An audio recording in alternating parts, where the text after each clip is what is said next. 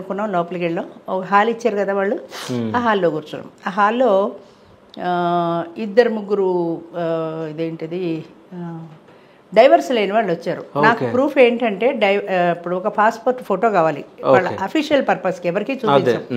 రెండు, వాళ్ళకి 50 years complete అయ్యాయని నాకు తెలియాలి కాబట్టి ఆధార్ కార్డు కావాలి, దాని ప్రకారం 50 years కంప్లీట్ అయ్యి ఉండాలి.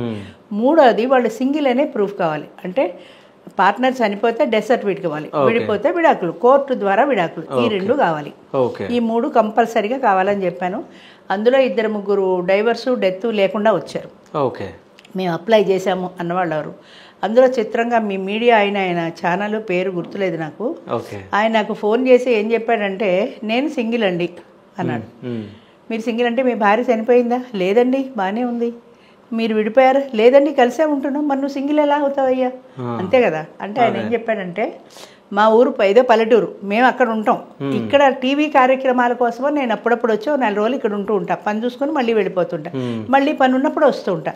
మరి ఇక్కడ నెలల్లో నేను సింగిలే కదండి. అది అంటే ఆయన ఫ్యామిలీ ఉంది, కానీ ఈ నెల రోజులు నేను సింగిలే కదా. ఆయనకి ఏం చెప్తే అర్థమవుతుంది?